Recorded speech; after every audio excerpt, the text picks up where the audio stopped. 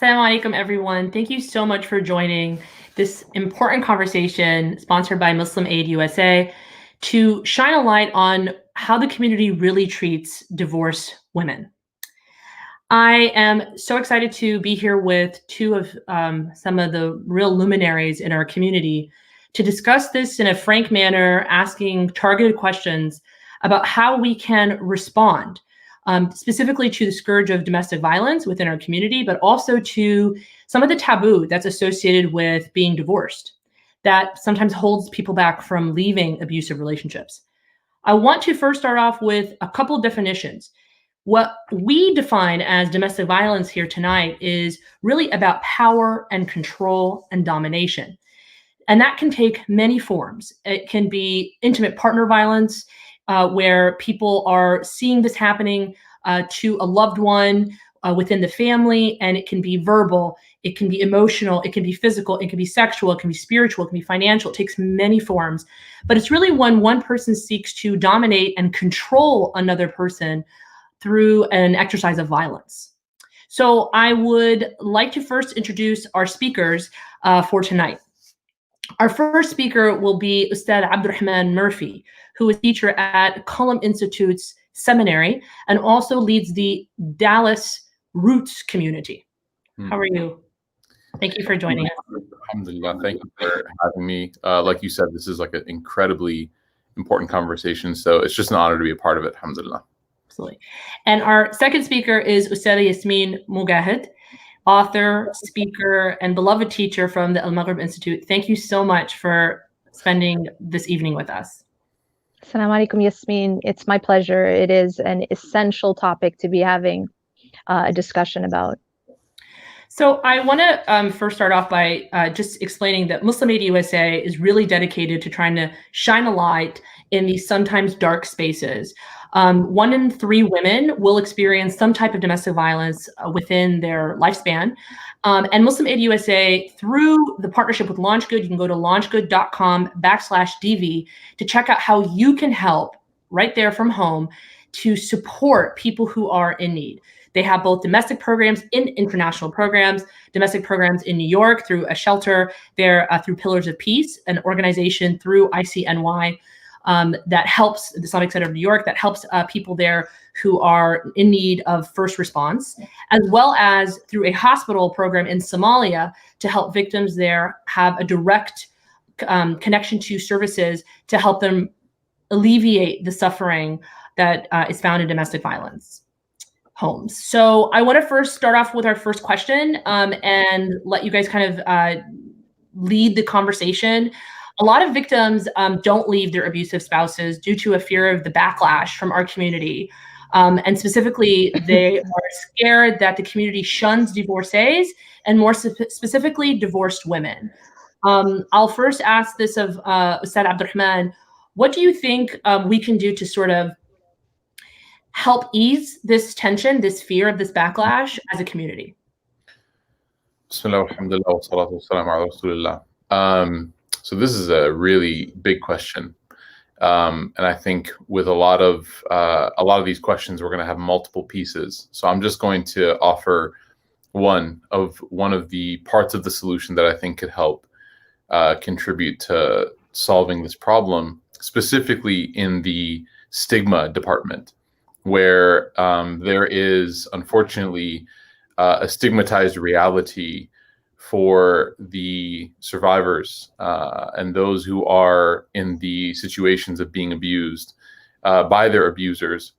The first thing I'll say is that everybody has to really understand the life of the Prophet Muhammad Sallallahu Alaihi Wasallam. Really. And what I mean by that is that religion is a tricky thing in that everybody will use religious texts and scriptures one by one, case by case, cherry picking them in order to create an argument that supports their own nafs, who they are, right? And this is one of the dangerous things about religion, is that it can be manipulated. One of my teachers, he said that religion is like medicine. It can be helpful or it can be abusive. And so how then do we make sure that the religion is not used to create and to make more extreme this stigma? Because a lot of where the stigma comes from is the misappropriation of religious texts that, oh, divorce is not a good thing in the Islamic tradition, and that it's looked down upon, and that you need to be patient. Allah Ta'ala rewards those who are patient, and inna Allah ma'as sabirin, and have tawakkul, and have it. And again, there's this religious bypassing of somebody's real problems. Yeah. And you never see the Prophet Muhammad Sallallahu Alaihi Wasallam doing this. It's interesting because you grow up seeing this in religious spaces from people who don piety upon themselves, but you read the Seerah and you never see the Prophet Sallallahu Alaihi Wasallam with people coming to him with problems. And there were some real problems, amongst the Sahaba. There were problems of divorce, there were problems of, intimacy, there were problems of, anger, and you never see the Prophet Sallallahu Alaihi Wasallam just say, just deal with it, right? And even in the moments when he did tell people to have patience or to have taqwa, that was always supplementary. It was a comprehensive solution in which there was a ultra practical reality and then a spiritual medicative reality, right? So there was the time when the Prophet ﷺ told people, like, do this and then also maintain tawakkul on Allah, or do this and also have trust in Allah. So number one is we have to know the life of the Prophet Muhammad ﷺ. And both sides, the people who are abusive have to use it as a remedy and a medication for their disease. And those who are being abused have to empower themselves with the knowledge of religion so that it can never be used against them. And I know that this sounds very, almost luxurious, like, oh, gaining knowledge in a time of being abused. This isn't about in the time of being abused. It's more so as preparation so that your religion that you hold near and dear to your heart can never be weaponized against you. Yeah. So that you know it well enough to tell somebody, I know that's not right. That the imam that's telling you to be patient, you can tell them that that's not correct, right? That my justice is being removed from me. That's number one. Number two is that we have to understand that Allah subhanahu wa ta'ala, the default in which he created everybody, regardless of even faith, regardless definitely of gender, regardless of heritage and skin color. وَلَقَدْ كَرَّمْنَا بَنِي آدَمَ, that Allah Ta'ala said that he created all of us with dignity and honor.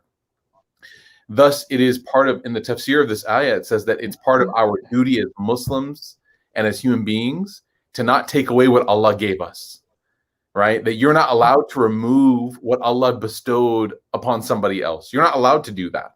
If Allah subhanahu wa ta'ala gave somebody dignity, as he said he did, then you would be a criminal to steal that dignity from them, to take away their honor, to take away their safety and their, their sense of self. And so this stigmatization of women who are abused, or even men who are abused, anyone who's abused, in this case, we're talking specifically about women, and also we're talking about, divorced women, divorcees, to remove their dignity and their honor by stigmatizing them and pushing them into a corner of fear is something that goes directly against, diametrically opposed to what Allah subhanahu wa ta'ala wanted us to do. And so, number one, we have to empower ourselves. And number two, we have to realize the grave crime that we are committing if we perpetrate or if we propagate and perpetuate somebody doing this against somebody else. Thank you so much. And that's beautiful. Obviously, the prophetic example is the one that we should be relying on as the most perfect one. If we're people that are trying to embody the religion and to walk the walk, not just talk the talk. I think it's really hard for a woman who has been psychologically brought down to a place where she can be struck over and over and over again to feel empowered. So, and yet the faith can empower us, right? Going back to that knowledge that can empower us.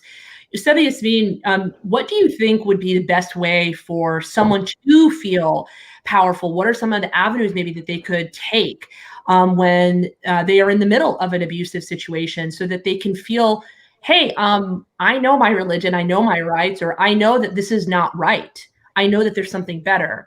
And specifically, kind of the second part of that question is, so how can they empower themselves? And then the second part is, when you are divorced, how can you break against the fear of what's to come? Great question. أعوذ بالله من الشيطان الرجيم. بسم الله الرحمن الرحيم والصلاة والسلام على رسول الله وعلى آله وصحبه أجمعين. رب اشرح لي صدري ويسر لي أمري واحلل عقدة من لساني يفقهوا قولي. I just want to begin by saying what a crucial conversation this is. And if I could have this conversation from the highest mountain, I would. We have to settle with Facebook, etc. But this is such a crucial conversation because I, on a daily basis, see the amount of misinformation that we have perpetuated in our community.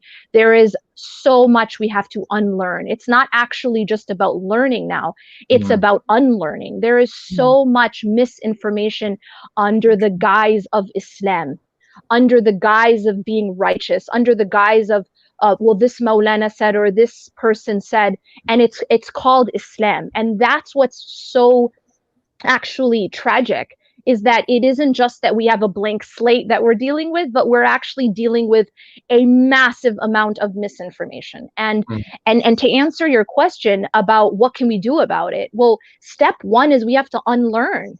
Step one is we have to unlearn the absolute misinformation, the myths that we have been taught, and literally we have to break the chains that have been put on us for far too long, under the name of Islam, under the name of religion. And I'll tell you what one of them is.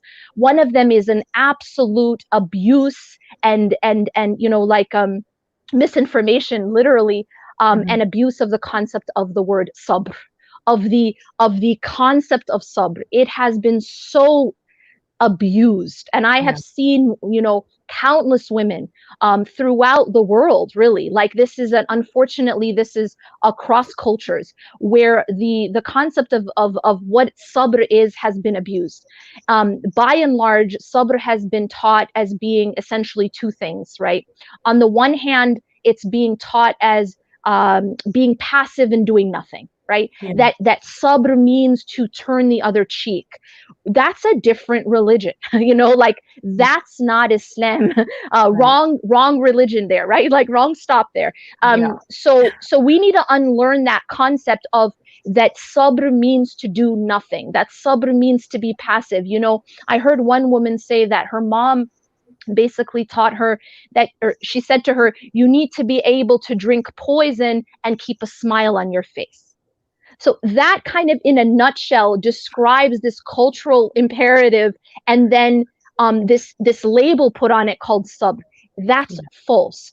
So that's the first thing we have to really unlearn. That sabr doesn't mean do nothing. It doesn't mean you drink poison with a smile on your face. It doesn't mean you turn the other cheek. But in fact, when you study what the scholars have said about the concept of sabr, yes, we need to have sabr. But do we realize that sabr is also an active concept? It is also to take action. So scholars say that sabr can be divided into three parts. You have to have sabr in order to withstand or to accept the decree of Allah that you can't change, right? That's a form of sabr. Absolutely. These are in things that you cannot change. So for example, if somebody passes away, in that regard, your sabr is that you accept the decree of Allah subhanahu wa ta'ala without complaining against Allah subhanahu wa ta'ala, which, by the way, isn't the same thing as complaining to Allah, but that's another discussion, right? So the idea here is that in that case, when you can't do anything about it, you accept it. That's sabr in that case.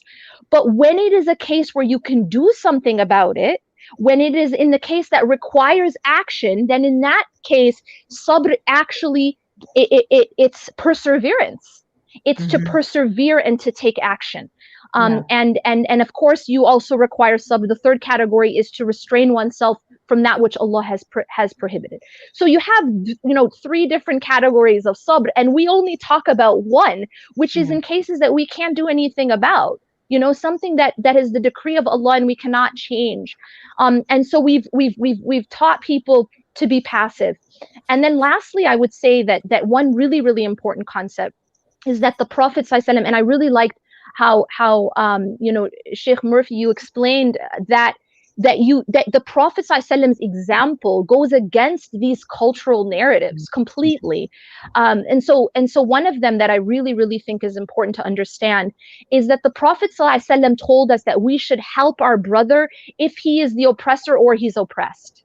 Mhm. So the companions asked, well, how do we help? We know how to help him or her if he's oppressed, but what do we do when he is the oppressor? And the Prophet ﷺ, our Prophet, replied and said, by stopping him from oppressing. See, he's not telling us to drink poison and keep a smile on our face. He's not telling us turn the other cheek. He's not saying do nothing. He's saying take action against that oppressor and stop him or her, and that's how you help him or her.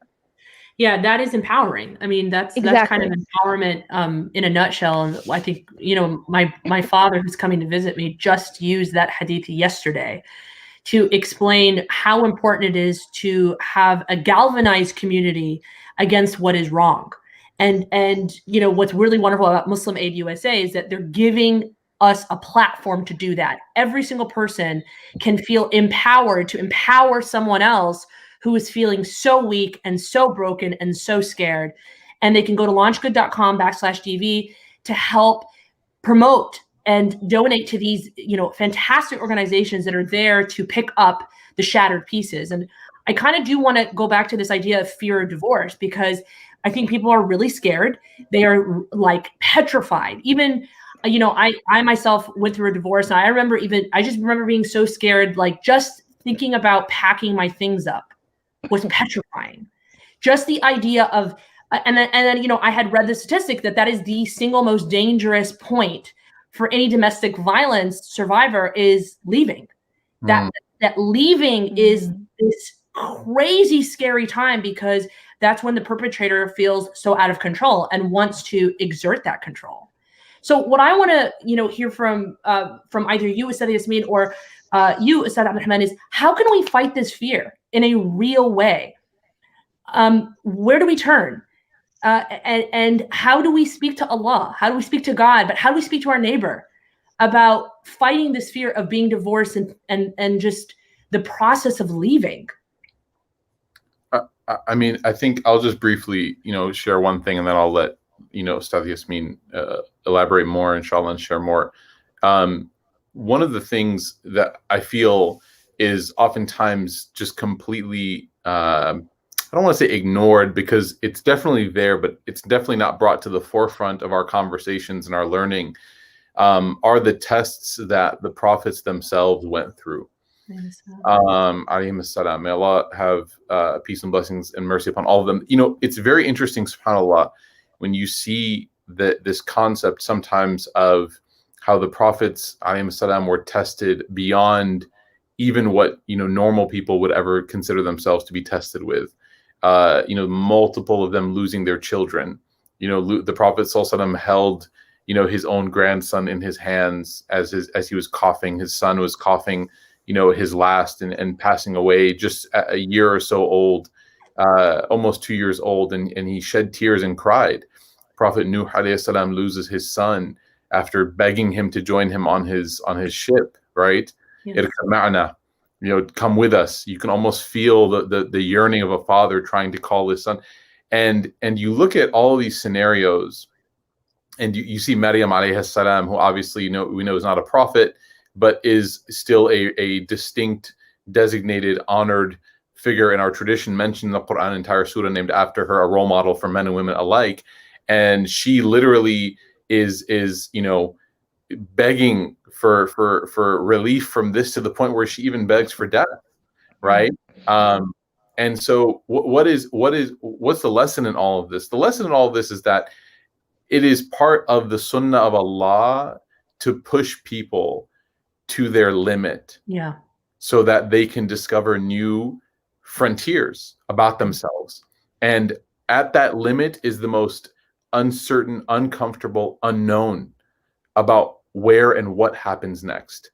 If you look at all of these individuals, Yunus in the belly of the whale, Nuh, you know, in his ship calling his son, the Prophet ﷺ sitting in the cave with Abu Bakr as-Siddiq, waiting, not knowing what Medina is going to be like, not knowing if they'll ever get there. All of these moments were filled with uncertainty.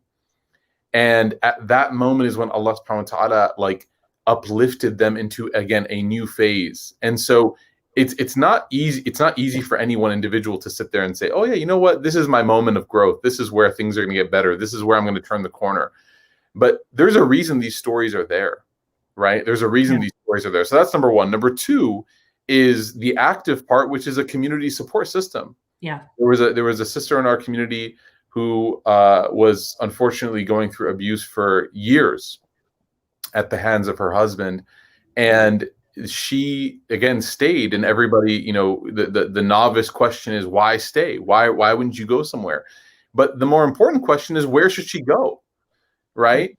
Right. Is she being told, not with platitudes like, oh, we're here for you, but like genuinely, is she being like, here's my home. Yeah, oh yeah, here's my car. Here's my car. I'm going to leave it on the corner of the street. The keys are here. Okay.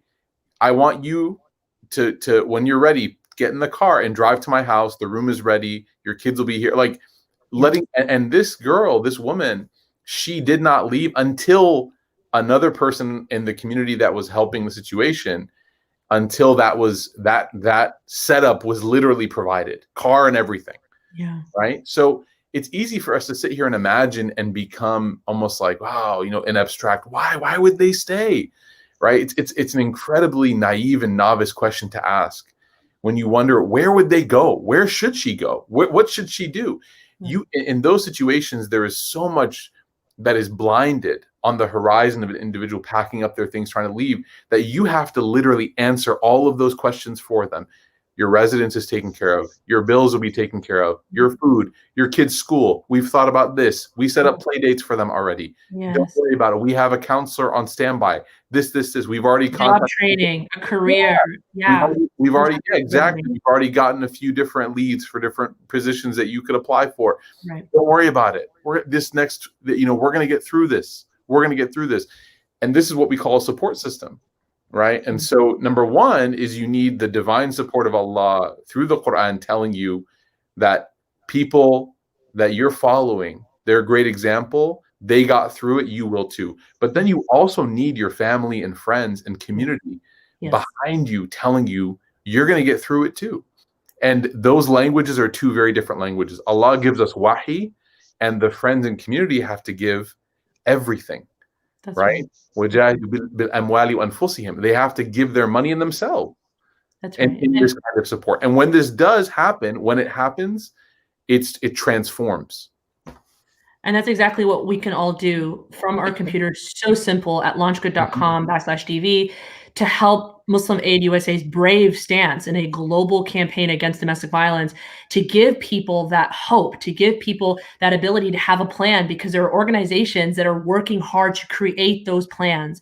I was thinking about Glennon Doyle, and she has this book called, I think it's called The Untamed Spirit. But anyway, she says in there, well, if you're too scared, if you're just like paralyzed by fear, do it scared. Just do it scared. And I was thinking about that when I was leaving, my home, and I just left my things because I was so petrified to pack my things. I just left my things. But the only reason I was able to do that is because I had a support structure. I had my brother there. He said, whatever things you buy, you can rebuy, but your life is worth way more than that. So let all that just melt away. And the like you said, those prophetic examples that are there to see that people took that leap of faith, that they did things when they were petrified, when they were scared, and they had a huge expansion. When they made hijrah, they had to leave their things. They did. People thought when you left Mecca and went to Medina, all the Sahaba like packed their things and got a pod and it filled it up and then they sent it there. No, they left everything. In fact, they left their homes and everything they knew. That's how the Quraysh were able to take all that stuff and sell it. Yes. That's what led to the Battle of Badr, was that they kept selling someone else's property. That's right. So powerful. They had to just leave. Right. And it's hard. It's hard, but we're hoping that we can, as a community, come together to offer someone another alternative, another chance. So Sadia Yasmeen, I'd love to hear your response, and how can we push past this fear? How can we help people not feel so scared and paralyzed by that fear? Right, absolutely. I think it's really a two-prong approach, right? I mean, on the one hand, we have to empower the individual. We have to empower the woman, in this case, the victim, right? Yeah. And I think that that's its own, that's its own sort of subject, and that's a very, very important part of the equation. How do we empower the individual? How do we empower the victim? Well, I think one of the most powerful ways to give someone that strength is to connect that person to Allah subhanahu wa ta'ala. So at an individual level, we have to really teach the concept of tawakkul, the Yes. concept of trust in Allah subhanahu wa ta'ala. And I appreciated the mention of the stories of the prophets, peace be upon them, because it's exactly why we're told these stories, is that they're an inspiration and a lesson for us, and they're timeless, right? They don't have an expiration date, but they're just as relevant today as they were at the time. And that's because there's a human experience, right? And that is that we as human beings, we go through we have a shared experience. We feel fear, we go through abuse, we go through alienation. These are things that are not only relevant in a specific time. So we can connect to their stories, and we can get inspiration of how they put their trust in Allah. And there is so much that we can get from that. I mean, I personally, when I was going through a lot of difficult times in my life, one of the things, and probably people who've listened to me before at some point know about this story, is that I personally got so much empowerment from the story of Musa alayhi salam in front of the Red Sea. And the reason for that is that we have these Red Sea moments in our lives. We have these moments where we're afraid. And one thing that's really deep about the story of Musa alayhi salam is that Allah is consistently talking about his fear. He wasn't a robot, right? We were, these prophets were human beings. They were not angels. They were human, and they felt human emotion. And I think it's really interesting that actually Musa alayhi salam, one of the consistent themes with him is the theme of fear, right? When Allah subhanahu wa ta'ala is speaking to him, and when Allah is sending him on his task, really difficult task, to face, the worst tyrant that walked the earth, right? Pharaoh. And so this is a heavy task, right? Yes. So Musa alayhi salam felt fear. And Allah subhanahu wa ta'ala is consistently addressing that. He's taking into account that fear, and he's comforting Musa alayhi salam. He's telling him, "La takhafa," right? Don't be afraid. Innani ma'akuma. And Allah subhanahu wa ta'ala is telling him, I am with you, and I'm hearing and I'm seeing that Allah subhanahu wa ta'ala is comforting him, but he's acknowledging that fear, that it's a natural, human emotion.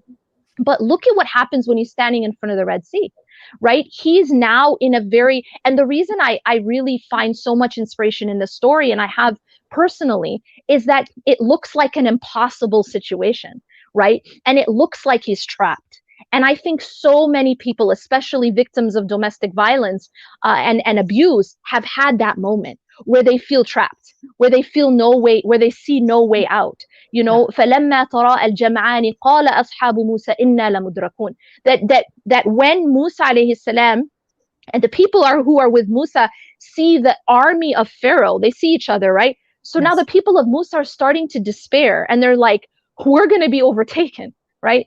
And then you see Musa alayhi salam's response. Now, even though he was human and he had normal human emotion, right, of fear at times, there were times that he was afraid. But look at his response. قَالَ كَلَّا.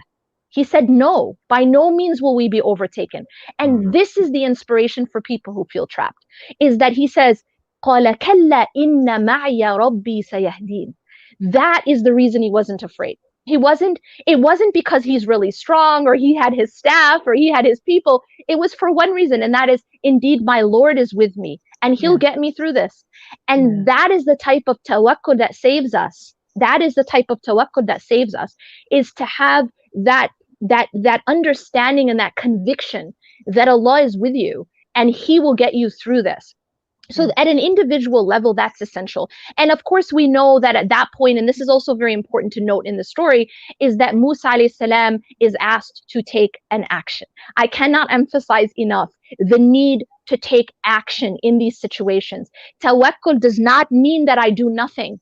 Mm. Tawakkul does not mean that I sit, because if you look at the story of Musa alayhi salam, he was told to take an action and he had tawakkul, but Allah told him to take an action, and that in this case was to strike the sea with his staff. That was his tying of the camel, right? Because we're told by the Prophet ﷺ, "I'qilha wa tawakkal," tie your camel and at the same time put your trust in Allah. So we have to go back to understanding this balance of tawakkul with action. We can't say I have my trust in Allah, I'm just going to sit at home and do nothing about it, because that's not what the righteous examples did. Musa alayhi salam took an action, and that was striking the sea, but it was Allah who saved him. Right? Yes. It was Allah who saved him. And in this case, he saved him in a miraculous way. He opened the sea for him. When you look at the story of Hajar, same thing. Hajar, she had total tawakkul. We know that she called out to Ibrahim alayhi salam, is it Allah who told you? You know, and as soon as she knew it was Allah who was commanding this, she had tawakkul. But she didn't sit. She didn't stay laying down. She didn't sit. She got up and she strove, you know, she ran between Safa and Marwa. This action that she took is called sa'i, because it means to strive. And she didn't do it once, and this is very deep. She did it not twice, not 3 times, she did it 7 times. And that's also very important, that sometimes we won't see results immediately. Yes. We won't see the result immediately. So she repeated the same action 7 times before she was safe, before the action, or before Allah subhanahu wa ta'ala opened for her, in this case, the Zamzam, the water coming out of the sand. What do these stories have in common? A few things. Number 1, tawakkul, essential. Number 2, action. Yeah. And number 3, that Allah made a way out for them from places they never imagined. And that leads me to my final point with regards to, you know, the individual empowerment. And that is that Allah subhanahu wa ta'ala says in the Quran, see, there's certain barriers that we have when it comes to, as you mentioned, you know, this fear of leaving the situation, what comes next, the fear of uncertainty. People are very afraid of uncertainty. And that's what tawakkul is about, right? Because Musa alayhi salam had no idea how he's going to get out of that situation, but he had total trust in Allah subhanahu wa ta'ala. So tawakkul comes when we don't know the outcome and when we don't see a way out, and we have to have trust in the unseen, right? That's one of the most essential parts of our iman. Ladina amanu, or where in Surah Al-Baqarah, where Allah subhanahu wa ta'ala says that those who believe in the unseen, right? Alif lam mim dhalika al-kitabu la rayba fihi hudan lil-muttaqin alladhina yu'minuna bil-ghayb. That's one of the first requirements, is that we have to believe in the unseen. We have to be able to put our trust on something that we can't see. We can't always think that we know the way, but we have to be able to put our trust even when we don't know what that way is. And you know, the ayah that I wanna mention finally is where Allah subhanahu wa ta'ala says, وَمَن يَتَّقِ اللَّهَ يَجْعَلْ لَهُ مَخْرَجًا وَيَرْزُقْهُ مِنْ حَيْثُ لَا يَحْتَسِبُ. So interestingly enough, this ayah where Allah tells us, whoever has taqwa of Allah subhanahu wa ta'ala. So this concept of taqwa, putting Allah first, right? Having consciousness of God, that Allah makes a way out for that person. I think this is one of the big fears, you know, when someone is in a bad situation and they don't see a way out. Allah promises that He makes a way out for that person. And I think the other fear a lot of times has to do with provision. Where will I go? How will I live? You know, what will happen? It's a lot of uncertainty that has to do with provision. And next, Allah subhanahu wa ta'ala says, وَيَرْزُقُهُ مِنْ حَيْثُ لَا يَحْتَسِبُ. And He will provide for that person from places that he never imagined. And this is, interestingly enough, in Surah what? At-Talaq. You know, it's ayah 2 and 3 of the chapter on divorce, of the chapter called divorce. So it is, I think, you know, it's very important that we have that empowerment at an individual level, and it can only happen through tawakkul, right? And finally, this is its own discussion. The second, you know, part of this approach is that the community needs to provide support. The community needs to have, you know, safe spaces. And that's why I wanted to come on this, and I wanted to support this effort, because that's exactly what Muslim Aid USA is doing, is that they're creating a safe space. They're supporting a safe space, because we can tell women, you know, like Ustad Mercy said, we can tell women, you know, why are you staying, you know, or why don't you just leave? But if they don't have that support, it becomes very, very difficult. And it is upon us as a community to provide that support. Because I've also found that a woman can leave, but it's also difficult to stay away. I found a lot of women, even when it's just, a very toxic relationship, whether the person is a narcissist or whatever it is, well, they're professionals at trying to bring that person back, at manipulating that person. So even when a woman leaves, what I found is one of the hardest things is to stay away if she doesn't have that support. And when she leaves, it's the beginning of her healing. It's a long road, and that's why it's really important to come together as a community, and so easy for you to support these efforts that Muslim Aid USA is leading at launchgood.com/DV in honor of Domestic Violence Awareness Month here in October, to come together and say, how can we provide the services that are needed to rebuild a life, to allow for the healing to take hold, and to, like you said, Yasmin, so beautifully, to not have her go back because it's what they know. It's attractive. They've had a whole set of, years in a relationship, controlling the situation, making the person feel dependent on them. That's a big part of the psychological breakdown. And, in abusive relationships, the person makes the other person feel like they can't even trust their own reasoning. Like the psychological torture that happens in domestic violence is the abuser makes the other person uncertain, be on uncertain footing at all times to trust their own judgment. And that is sort of the leaving that's going to be one of the most important things to rebuild over time, to trust.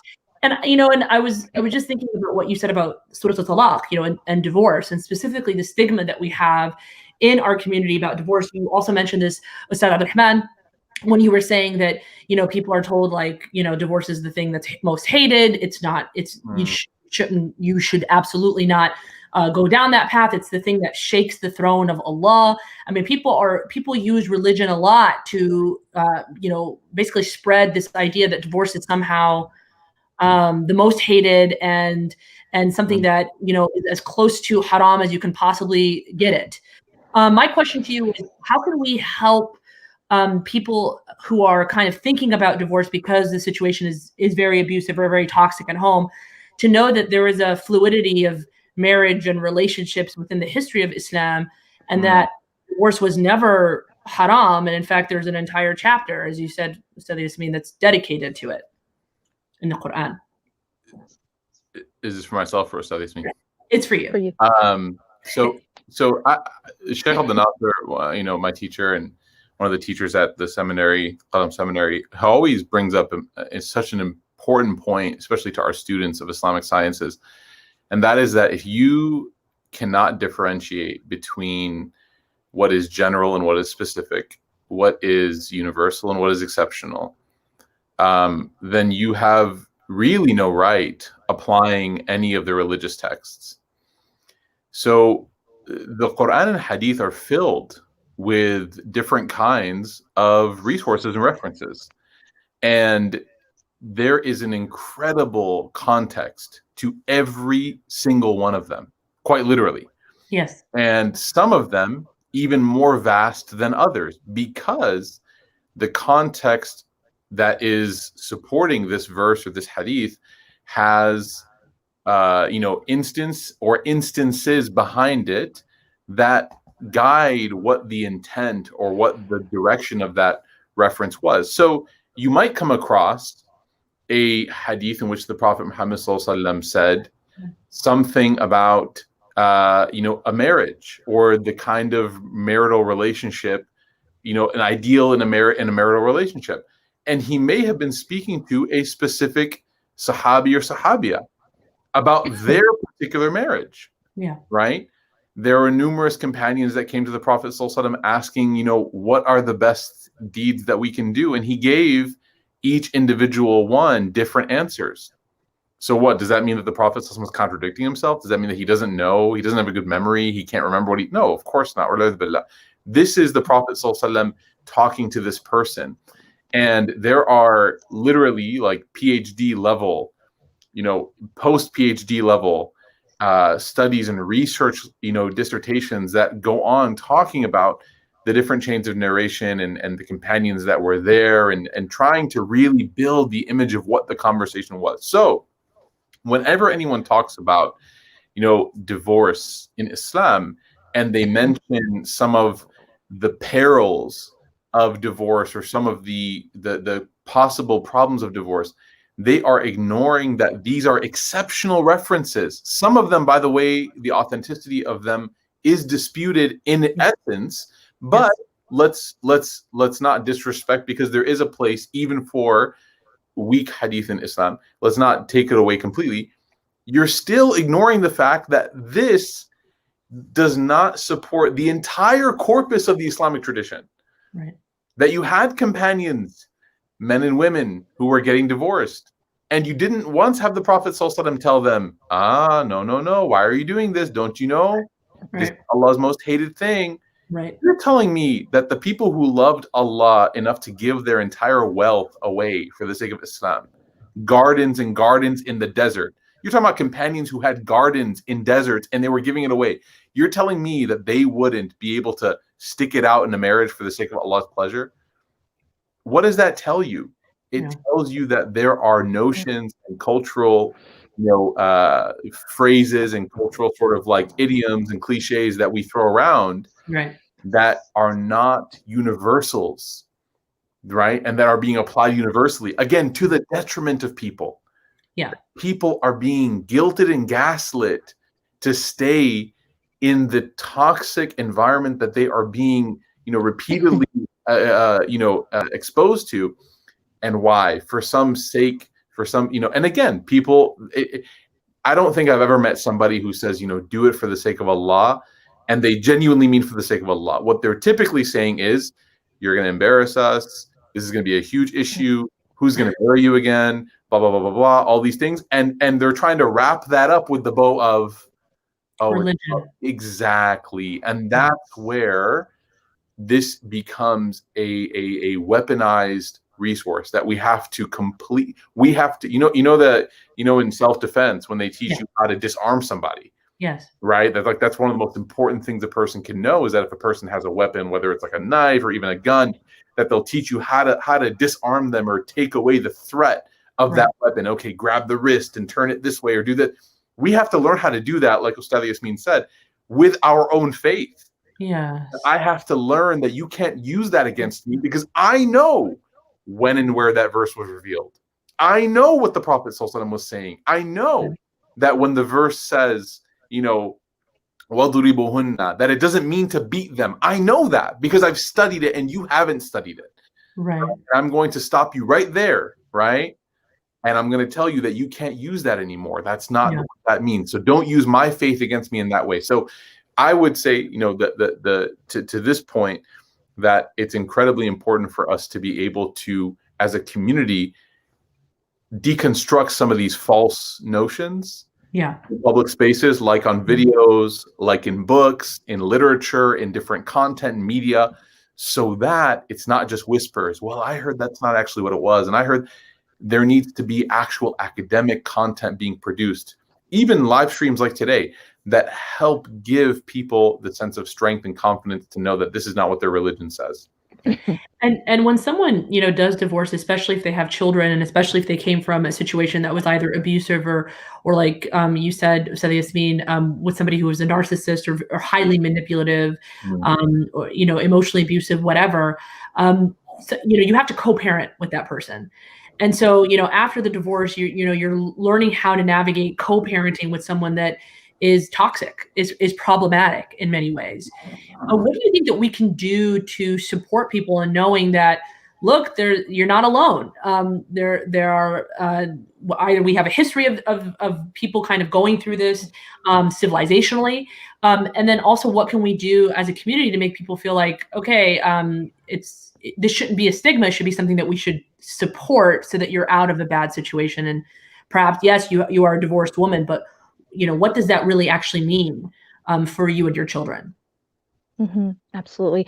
I think that on the topic of stigma, it's really Yeah. important to clarify, and I think that Ustad Murphy mentioned a lot of really important points about for example, what the text says and the Yes. authenticity, and while I definitely respect the concept of, sometimes, even weak hadith, the idea that there is even, sometimes people consider that as well. But one thing I really think needs to be clarified is this. I think when it comes to the discussion about divorce, Yes. unfortunately, I feel that there is an agenda. Let me put it I that see. way. Okay. I feel that when we talk about other topics in Islam, and there's no agenda about it. If we talk about I don't know, whether or not this particular type of meat is allowed, or this, Sure. the certain fiqhi issues, when we discuss it, and if we don't have an agenda, it's very straightforward. But there's something when it comes to discussing divorce, seems to be a clear agenda. And what I Yeah. mean by that is this. I'll give you data points of why Okay. Yeah. I feel this. Um, Typically, when we discuss fiqhi issues, typically as a community, and I'm not talking about within the circles of the students of knowledge. I'm talking about when we're talking to the general public. Yes. Typically, we have a hierarchy in the way we teach. Number one, we typically use the Quranic mention of a topic as the first. Like that's Yes. sort of like that takes Foundation. precedence when we discuss. Yeah. Yes, when we discuss that specific topic, we will first teach the awam. We'll teach the crowd, the group. We'll teach the general public. Well, here's what the Quran says about this topic, and that kind of becomes public knowledge, right? And then after that, typically we'll go to the authentic hadith. We'll go to the Sahih, Bukhari and Muslim and etc. Basically, the hadith, and the examples from the Sirah which are authenticated, which are very Right. sound, yeah. Yeah. And then maybe not at all do we generally teach the weak narrations. Now, Yes. when it comes to divorce, it's completely upside down. Completely upside down. Yeah. What we do is we actually, if you look at what we have taught at a sort of like a general sort of general ed on divorce, we teach the weak hadith and we forget the Quran. And I'll tell you why. The hadith that everyone knows, there's basically two, right? The hadith that everyone knows is abghadul halali ilallah, right? That it is the most hated of the halal to Allah. Right. That hadith is weak. Yes. That hadith is weak. Now, okay, that's fine. We want to have a discussion. But this becomes the general ed with regards to the subject, right?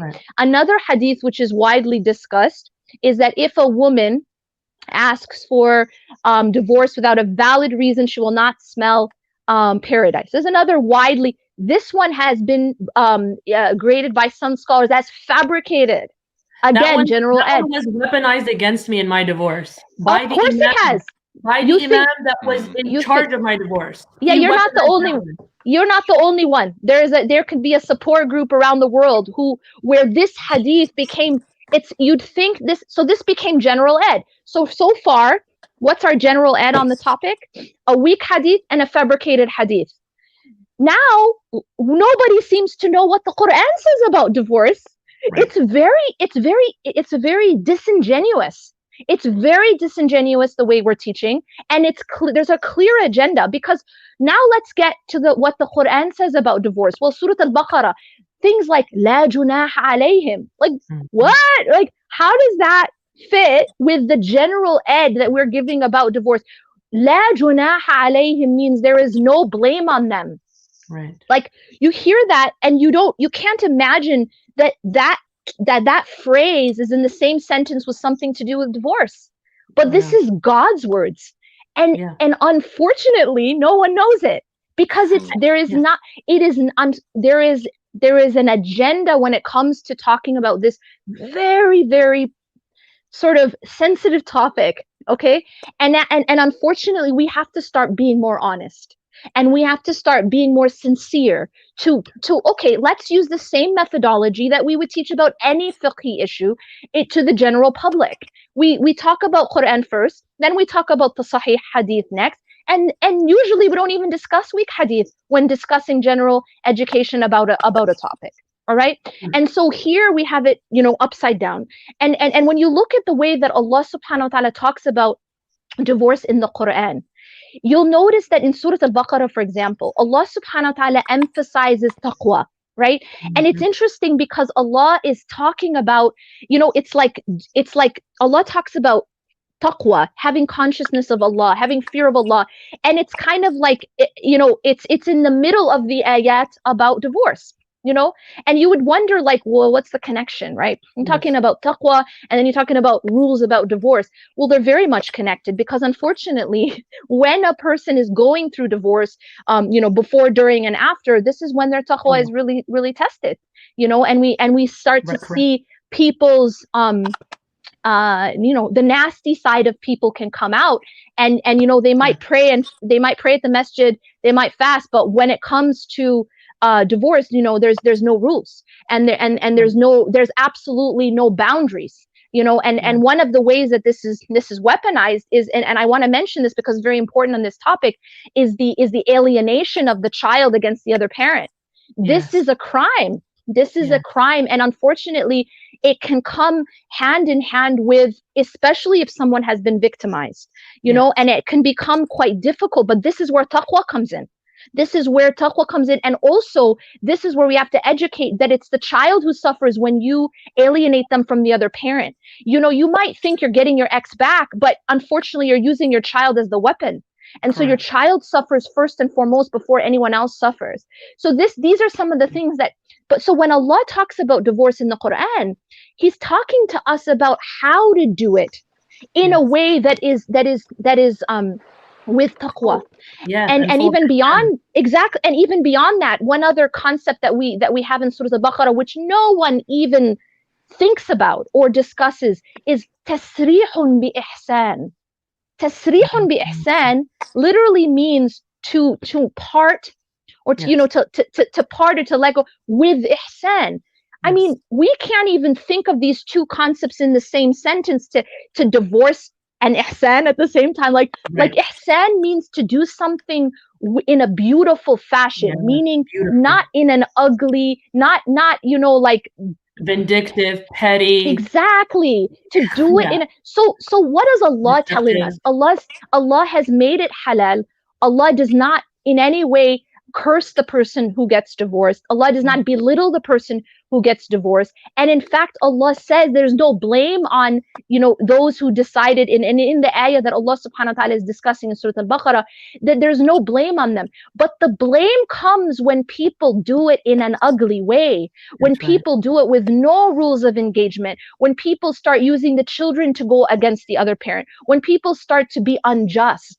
It's not the divorce itself, because Allah has made it halal, but it's the way in which people, go about this process. I mean, that's beautifully said, and there's a lot of legal ramifications for divorce, and what Muslim Aid USA is doing with the different programs that it's supporting both internationally and domestically is helping people have the access to the legal means that necessary to be able to exit with ihsan, and to do so in a way that is just, to do so in a way that protects the children, to do so in a way that is really having the best interest of the child at play and at heart. And you can go to www.launchgood.com/DV to support these initiatives by Muslim Aid USA to combat the difficulty that a lot of divorced women, especially with children, face when they are exiting a abusive situation, and there is no ihsan, and it's not being done beautifully. And so how can we as a community respond? We're just finishing out our discussion here, and I want to kind of ask a final couple questions for you, Ustad Abdulrahman, and then I'll give you the final word to you, Ustad Yasmin. I want to ask, what do you think, Ustad Abdulrahman, would be the best way for us to prepare? Like, if there is going to be a divorce, if it exists in our community, what do you think is the best way for people to prepare? And then finally, kind of, what made you want to talk about this topic. And if you've seen any examples that you want to share within your own community, if you could do it in a couple minutes, that would be great. Especially one that was hopeful, that you saw somebody divorced in a way that was not shattering. Mm-hmm. Yeah. So the first question is really important, and it's interesting because you see that in every realm of life.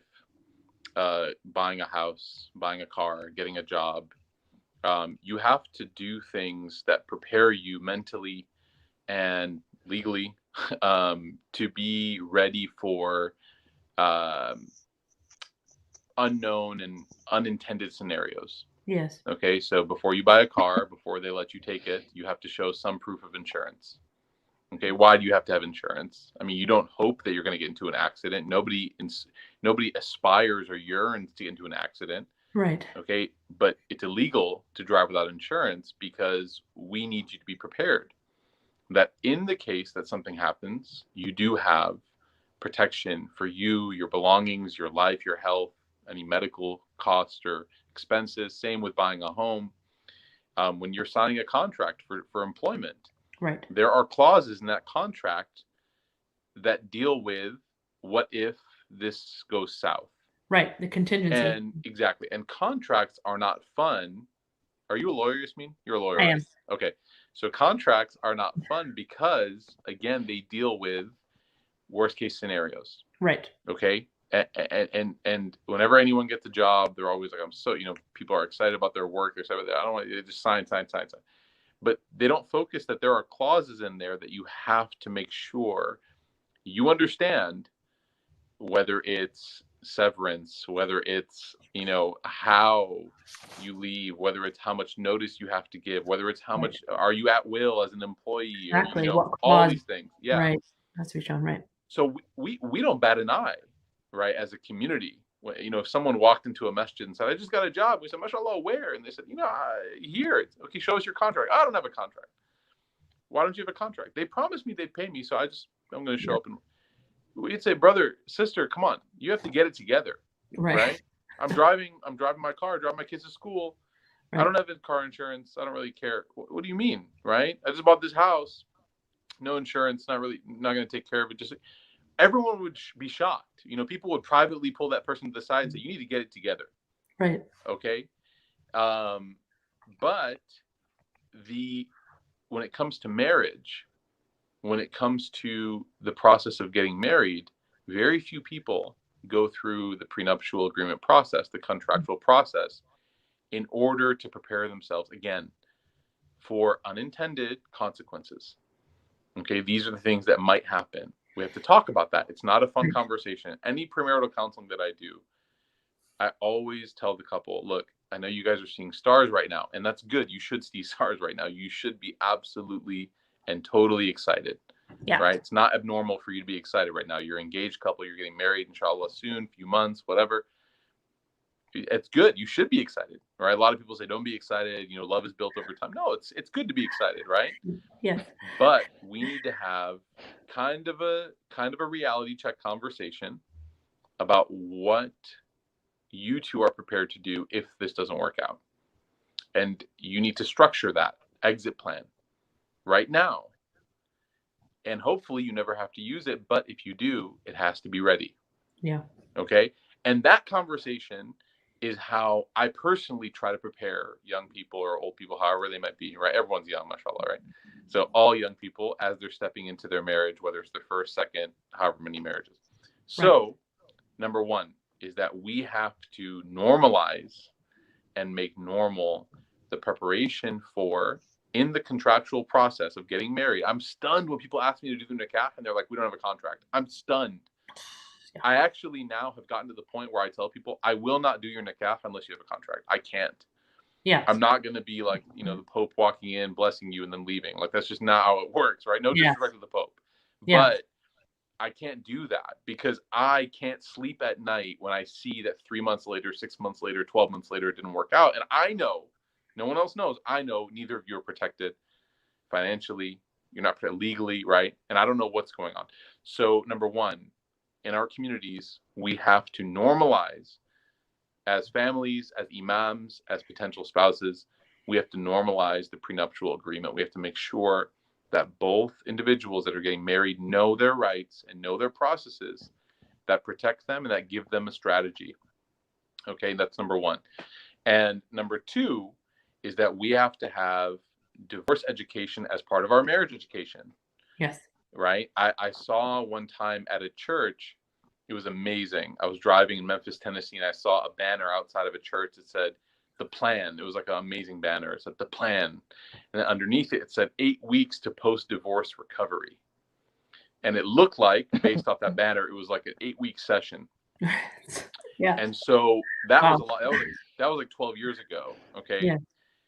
And I was like a youth director back then. I wasn't really focusing much on like families. It was more so like young, teens and college students. But I always remembered that in my head, like, wow, man, like they are so, they're so like one step ahead that they're not even, Muslims are still just having constant marriage sessions all the time. Again, it's not a bad thing, right? People want to get married. I support that, right? I'm not trying to hate on Yasmin, Yas Guru, right? Constant marriage session. But when are we going to start talking about not only divorce, but divorce recovery, right? Yeah. The process of divorce recovery, And divorce healing. protocol, Right. healing, and also the process of it. You're right. Like when two people decide they don't want to be married anymore, what do I do now? Like what even happens, right? Right. And so, and that's where a lot of things can go south because there's no guidance. Yes. And that's when the pettiness starts to arise, and that's when the emotions from both sides start to take over. And that's when, if things are not protected, that's when really, really horrific things can happen. So we at Roots in Dallas have built into our programming plan for this year, inshallah, a circle for people who are going through divorce. Wonderful. So that there can be conversation. Now, when I tried to do this at certain Islamic institutions before, we got the typical, you're encouraging divorce. How did I know that's what it was? Have a support group. You're encouraging divorce by having a support group. So that's why we started Roots in the first place, right? So we say Jazakumullah khairan, make dua for us, Jazakumullah khair, we pray Fajr at the masjid, Jazakumullah khair, and we leave, right? And we do our things because it's important that while we're not encouraging divorce, we're also not discouraging it for people who need it. Right. Right? We're not encouraging it for people who don't. We're not walking around saying, your marriage looks great, I think you guys should end it. Like, that's not what's happening. But nobody walks around being like, I need some encouragement. Yeah. And you know what's crazy? Exactly. You know what's crazy? I want my life to dissolve. Like, you know what's crazy? There are people that have thought they wanted to get a divorce, have come to some of these conversations and have decided, you know what? No. I'm good. Mm-hmm. Yeah, exactly. And again, I'm not saying that that's our goal. That's not our goal. Right. We actually don't have we don't have a goal. Our goal is just to provide content, right? So you have the goal. But we had people that actually, it did the opposite of what people feared. They came in and they're like, oh my goodness, okay, you know what? We're going to go to therapy. And we're going to see, because we haven't gone to therapy. And everyone there was like, you need to go to therapy before you make this decision. Right. Mm-hmm. Okay. Everyone was like, you guys need to talk to somebody. Yeah, you need to hear don't that. just get divorced. You don't just wake up one day and say, I don't think we should be married. You need to at least go speak to somebody for a couple sessions, right? Yes. And work things out. And they were like, oh, okay. And again, not our intent, but it's just the way that things work. That's the point of community. Right. So I think, number one, we have to make normal the idea that before you get married, you do have to have a walk through that. You have to take a walk through that park of, okay, what does the divorce look like? Yeah. And then, again, hopefully, inshallah, you end up being stronger after having that conversation. It's not something that rattles you and scares you, but it's something that actually shows you how beautiful this religion is, that it like Ustad Yasmin said, it prepares you to handle this with trust and with beauty and with. At the same time, we also need to make sure that people who are in the process of thinking about and of getting divorces, that they are supported, right, in their process, and that it's not made, they're not made to feel like they are doing something wrong, right? But they have a space to talk and to operate and to bounce ideas off of somebody or people in the community that hold the same values that they do, that love Allah and His Messenger like they do, right? So that they can make sure they get a bullseye when they throw that dart. right? Because right now, you know, we're tying people's arms behind their back and saying, throw the dart. And that's why people are getting hurt. Right. You know, we need to support people in that process, inshallah. So educate, make it normal, give people spaces to be able to talk about it. And just like we've been talking about this whole time, supporting efforts like Muslim Aid, because, you know, and I say this a lot, I say this about Islamic Relief, I say this about, you know, Helping Hand, I say this about every organization. I always say that, look, you can't do what they're doing, okay? I got 2 kids, I got things I'm doing, Ustadha Yasmin's got things she's doing, Yasmin Al-Hadi's got things she does. So none of us can do the work of an organization. Yeah. We all want the work to be done. All Right. of us want the work to be done, but we can't do it, right? Right. I have to go home right now and put my son to sleep, right? I'm using the internet at somebody else's house because mine's not working, right? Yep. So Yep. I got to go home and tuck Musa into bed and read him stories about monster trucks. That's for 6 right. hours before he Mine finally was falls screaming outside. He was supposed Yeah, to be exactly. put to sleep by his daddy. Nope. So what can you do then? If you want this work to be done, and then someone says, can you do it? And you say, I'd love to, but I can't. You have to donate. Yes. You have to donate. Like, And you look have how to. simple it is. Launchgrid.com/DV. If you think this is something that needs to be More done, simple. raise your hand. If you think this work needs to be done, raise your hand. I think it needs to be done. Come on, Can you Yasmin. do it? Can you do it I did. effectively? Like the 2 hands. Can you do it effectively?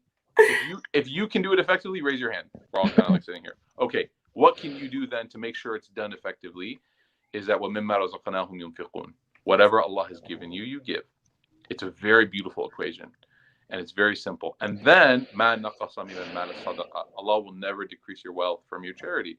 So now you're giving charity, and as you give it, you're not losing. Well, I have a game for everybody. Okay, everyone who's watching right now, I don't know how many people are watching. Everyone who's watching, We had over 500 watching worldwide. Wow. 531. I have, it's not a game. It's actually serious. I shouldn't have called it a game. This is a real thing. Wallahi, it's a real thing.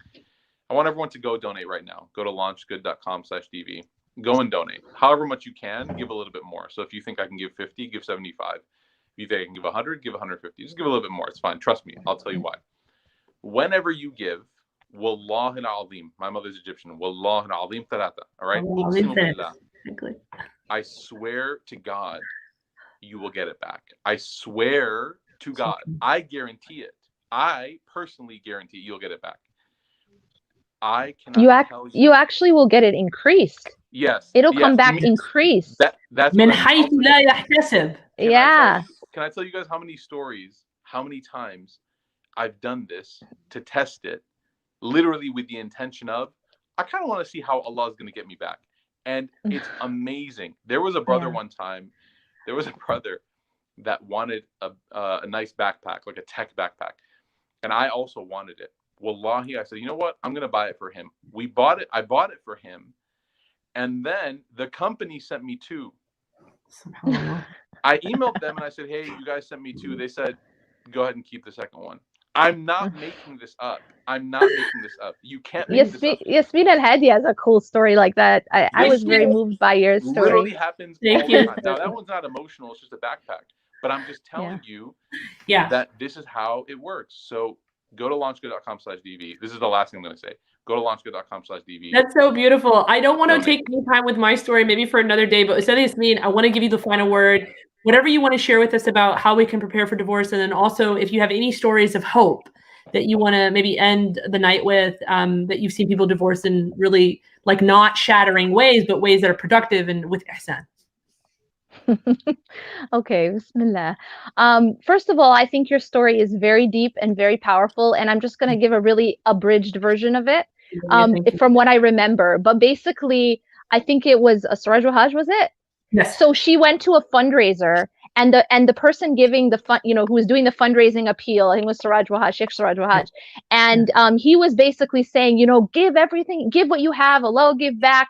So this girl, she got pumped, and mashallah, she put her money where her mouth was. Is that even what people, anyway, because I don't know if it's the right thing, but so the point is, so the point is that she actually went ahead and she gave, you gave like some crazy, I don't know, $1,000, which was crazy because I was 16, turning 17. You were 16.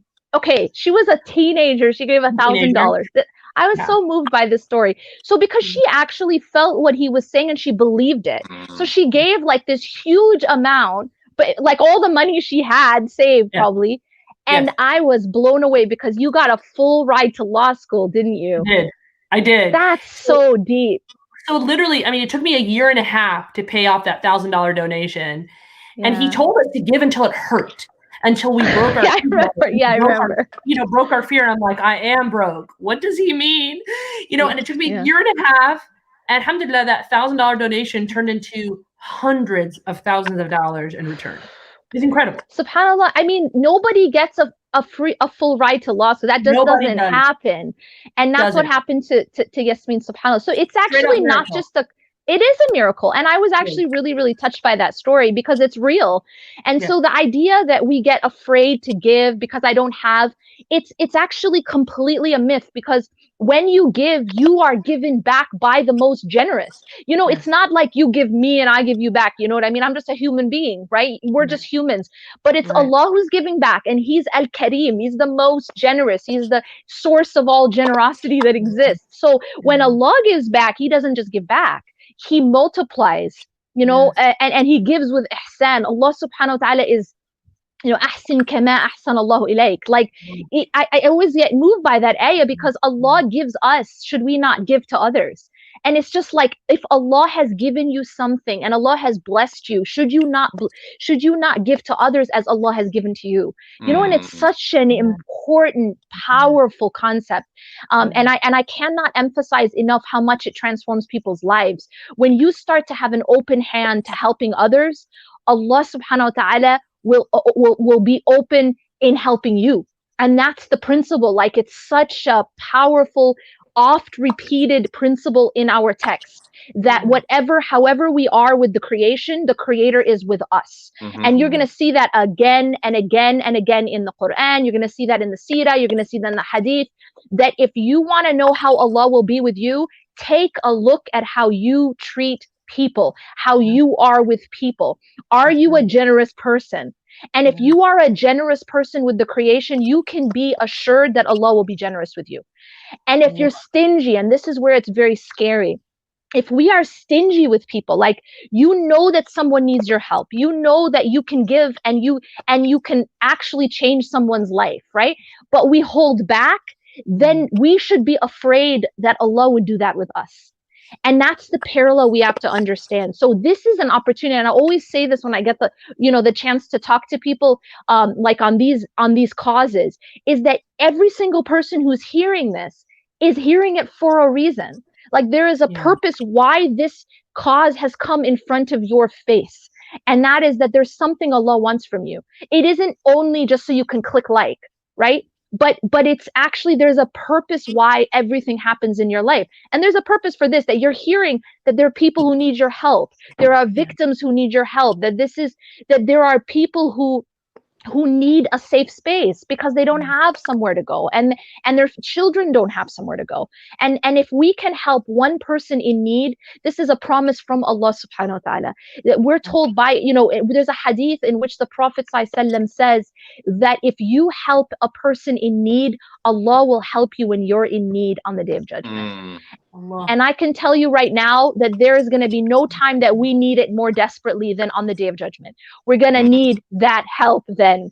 And this is the way to get that guaranteed. Is like, you heard that there's someone who needs your help. These women and children, they need your help. They need your help. I'm telling you right now, I'm going on the record to tell you, it's being recorded. These women and children need your help. Okay, you're hearing it. And the question now is, what did you do? And even if you do something small, Allah will multiply it. And you never know what will protect you on the Day of Judgment. That's the thing that's so deep, is you never know what action will be the reason why Allah saves you on the Day of Judgment. And I truly believe that. I truly believe that. I just went and donated. May we all be saved. I just went and donated because the Taliban got me. I gotta you know Abu Hanifa rahimahullah, the great imam and scholar, and the I don't think he intended to find the madhab, but they call him the founder of the madhab. He had an amazing sadaqah tactic. You guys ready for this? Yes. It's gonna break us. Are you ready? Yes. Yeah, Yeah. ready, Put on ready. your floaties, right? Get your floaties on. This is deep. Okay. Oh man, I feel like it's gonna hurt. But let's do this. He used to give sadaqah equal 1-to-1 ratio whenever he purchased something for himself, Oof. in order to keep MashaAllah. himself honest. And wallahi, I'll tell you guys, I'm not there yet, okay? but whenever I feel the pinch of my nafs not wanting to give, I just go through my mentally. I don't actually load my bank statement because that would be not good, because that'd be way too accurate. But I mentally go through the past 7 days, the past 10 days, the past 2 weeks. What have I bought myself? Yeah. Right? What things have I bought that I didn't really need, but I wanted, and it's halal? Bought myself another pair of shoes, bought myself some new clothes. Okay. The new iWatch, the you can't, iPhone, alhamdulillah, Apple you Watch. bought those things. You can't buy a pair of shoes for the children of a woman who is leaving the abusive environment that she's in. You can't buy a set of clothes for her. You can't do that. Like, you just bought it. And even like, think about your own kids. How many toys do you just buy your kids that they don't need? Right? We give toys away because we're so drowning in toys. Yeah. For our kids. So you can't go buy some toys, right? So for me, that's the method that works for me. Is I always remember Abu Hanifa rahimahullah, this idea that 1-to-1. Okay, you know what? And you know what that does is it actually starts decreasing your shopping budget, because you're like, I can't afford. So you're like, you know what? I really don't need to buy this many or that much. I could. So everybody who's watching right now, think of Abu Hanifa rahimahullah. Think of that. And obviously, you have the great examples: the Prophet Abu Bakr Siddiq, Uthman bin Affan, Abdurrahman bin Auf, etc. Right? You have those people, but this is just a really beautiful methodology. So inshallah, not to take anyone's thunder, but that went in my head right now, and literally, it processed through me, and I went and I gave, because I said, you know what? This week, Abdurrahman, you bought a couple things for yourself. Come on, man, own up, right? Own up. Spend money on other people. Stop spending it just on yourself. Ask Allah to accept from us. That's so beautiful. Ameen. My kids, we do birthday gives, not birthday gifts. Oh, amazing. For birthdays, we tell them we have to give a gift. And so now my son is like, where are the children that have very little? That's me. MashaAllah. And I still, he's not 4 yet, so I'm scared to take him to that space. So I just they're theoretical. We're gonna buy it. We're gonna drop it off. For them. And so I want to involve them in, but may Allah make it clear for me and give me ease in figuring out how to do that. But I can't thank you both enough for your time. We're over time, but it was so worth it. I'm really, really stunned by the beauty, the quality, the religious scholarship of both of you, and the quality of the discussion. And thank you for your honesty. Thank you for your tenderness. Thank you for all the examples that you've shared from the prophetic seerah, from the Quran, and from your own lives, and in seeing things happening in the community. I just want to remind everyone that you too can be a part of this effort, and you can transform someone's life with a click. Literally, it'll take you less than 5 minutes. And please, give generously, give a little more, like both Ustad Yasmin and Ustad Abdurrahman have told you, and you will be blessed. It will be returned to you. And the most important time to return to you is when there is no shade, but Allah out of shade, where we will need the protection, and we will need the cover, and we will need the gentleness. So be gentle with people, and Allah will be gentle with you. Thank you both for your time. I want to remind everyone that Muslim Aid USA is doing this. This is a global campaign, the first ever against domestic violence.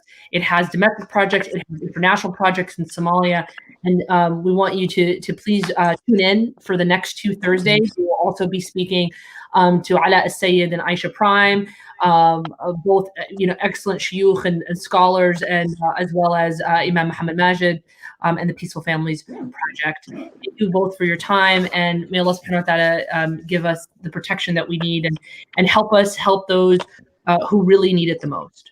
Barakallahu feekum for your time. Ameen. Jazakallah khair. Thank you all. Assalamu alaikum. Jazakallah. Assalamu alaikum.